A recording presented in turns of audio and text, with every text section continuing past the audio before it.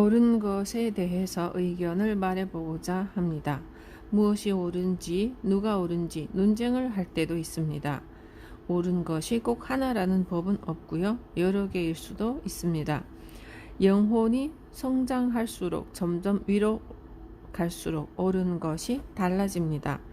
예를 들어 사슴이 절 마당에 들어와 잔디를 먹었습니다. 그러자 그 절에서 가장 높은 스님이 제자들에게 말했습니다. 당장 내쫓아라. 제자들은 스승이 말한 대로 그 사슴을 내쫓으면서도 속으로는 이렇게 생각했습니다. 풀 좀 먹으면 어때서?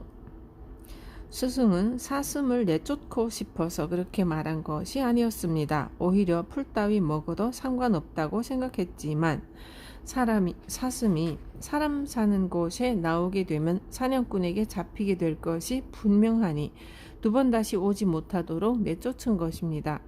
차라리 한 번 아프게 하여 못 오게 할 필요가 있다고 생각한 것이죠. 사슴은 산에 있는 것이 안전하니까요. 배고픈 사슴에게 풀을 먹이는 것도 분명 사랑일 것입니다. 그렇지만 사슴이 사냥꾼의 총에 맞지 않으려면 산에서 내려오지 않도록 유도해야 합니다. 일부러 아프게 해서 내쫓는 것도 사랑입니다. 어느 쪽이 더 깊은 사랑일까요?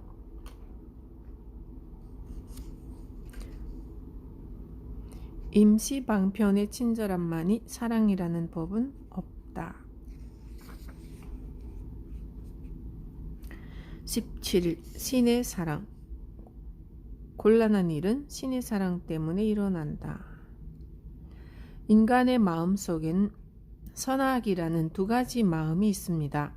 누구나 마음속에 악한 마음과 선한 마음이 있죠.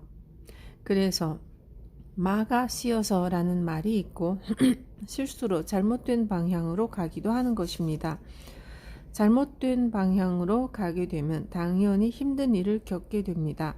삶이 망가지거나 미움을 사는 등 일어나지 않기를 바라는 일들이 일어나지만 거듭 말하지만 그것은 결코 천벌이 아닙니다. 현재 힘든 일을 겪고 있는 사람은 받아들이기 어렵겠지만 일어나지 않기 바라는 일들은 신의 사랑으로 인한 것입니다. 그것이 왜 신의 사랑이냐고요?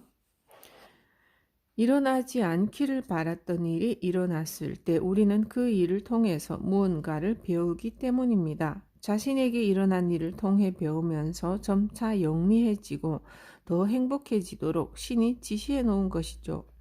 신은 모든 사람을 물론 당신에 대해서도 더 행복하고 풍요롭게 해줍니다. 신은 늘 우리를 지켜보면서 더 좋게 해줍니다. 결코 우리를 힘들게 하는 것이 아닙니다. 좋아질 기회를 주고 다음에도 더 좋아질 기회를 줄 뿐입니다. 나만 좋으면 된다, 다른 사람은 힘든 일을 당해도 된다 라고 이기적으로 생각하면 인간 관계도 일도 잘 풀리지 않습니다.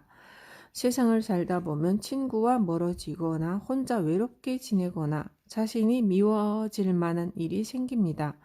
그런 경험을 통해서 우리는 한층 더 풍요롭고 행복해지기 위한 지혜를 익힙니다.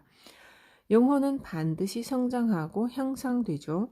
그러므로 저는 곤란한 일은 일어나지 않아요 라고 말합니다. 언뜻 곤란해 보이는 일도 자신을 보다 풍요롭고 행복하게 해주는 계단이니까요. 곤란한 일은 당신을 보다 풍요롭고 행복하게 해주는 계단이다.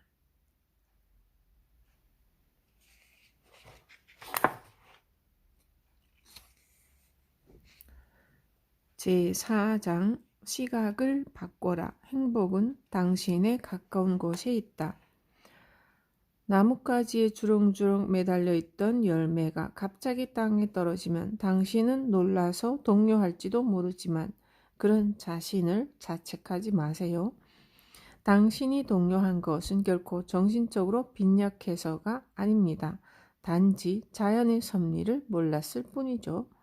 떨어진 나무 열매는 이윽고 싹을 틔우고 잎가지가 자라 햇빛과 대지의 영양을 빨아들이며 조금씩 줄기가 굵어지면서 큰 나무가 됩니다. 모든 생명은 그렇게 성장하는 법입니다. 그 사실을 알면 나무 열매가 떨어져도 다음에는 싹이 나온다 라고 생각할 뿐입니다. 인생도 땅에 떨어진 나무 열매와 마찬가지입니다. 시련이나 곤란이 만약 일어나지 않으면 아무것도 시작되지 않기 때문입니다. 18일 깨달음. 나쁜 일은 당신에게 깨우침을 주는 행운의 여신이다. 한 여성이 있습니다. 이 여성에게는 과거에 좋아하는 남성이 있었습니다. 그러나 그녀의 짝사랑은 결코 이루어지지 않았죠. 시간이 지나 그녀에게 다른 좋아하는 사람이 생겼고요. 그때 그녀는 이렇게 말했다고 합니다. 과거에 그 사람과 잘 되지 않아서 다행이다. 무슨 일이 일어났을 때 그 일만을 바라보고 있으면 우리는 마치 힘든 일이 일어난 것처럼 생각하기 쉽습니다. 그러나 시간이 지나서 자신이 걸어온 길을 되돌아볼 여유가 생겼을 때 반드시 깨닫게 될 것입니다. 힘든 과거가 있어서 지금의 내가 있고 한 단계 성장한 지금의 내가 있다고 말입니다. 힘든 일을 겪지 않았으면 지금의 나는 없었을 테니 그 상황에 감사할 일입니다.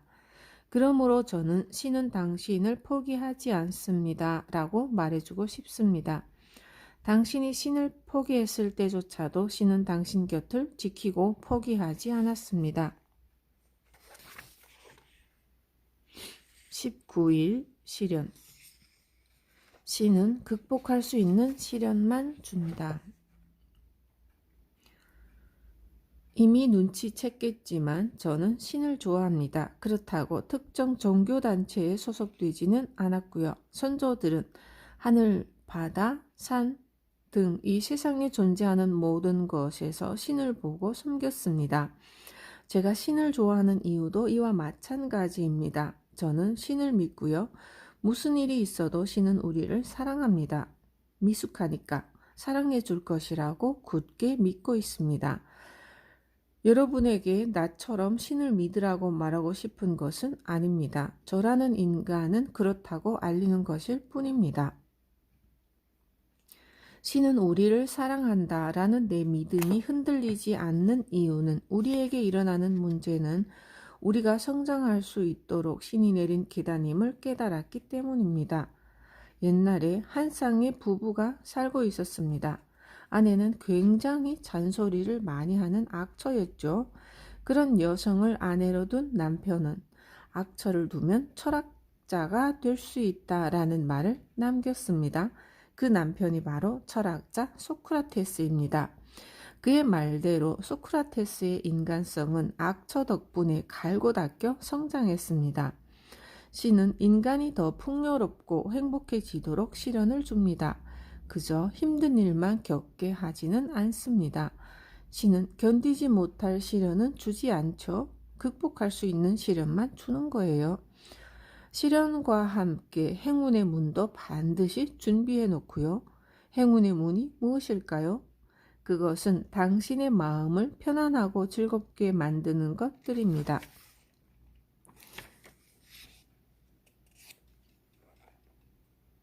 신은 우리를 성장시키기 위해서 시련을 준다. 20일 행운의 문. 행복은 가까운 곳에 있다. 회사에 가기 싫어요 라고 말하는 여성이 있었습니다. 그 이유를 묻자 그녀는 어린 여직원들의 대화가 너무 유치해서 수준을 맞추기가 힘들거든요 라고 말했습니다. 저는 그렇군요. 힘드시겠네요 라고 말하며 그녀의 말을 계속 들었습니다. 그런데 도중에 그녀가 말하는 내용이 달라졌습니다. 사실은 직장에 마음에 드는 남자분이 있는데요. 그 사람의 이런 부분을 좋아해요. 그런데 그 사람은 제 상사예요. 저는 단도직입적으로 말했습니다. 그렇다면 내일부터 좋아하는 사람을 만나러 간다고 생각해 보세요. 그러자 그녀는 얼굴을 붉히며 활짝 웃었습니다. 그녀는 행복해 보였습니다. 신은 그녀를 위해 멋진 남성에게 사랑에 빠지는 행운의 문을 준비해 놓은 것입니다. 그런데 그녀는 자신과 맞지 않는 사람들만 보고 있었습니다.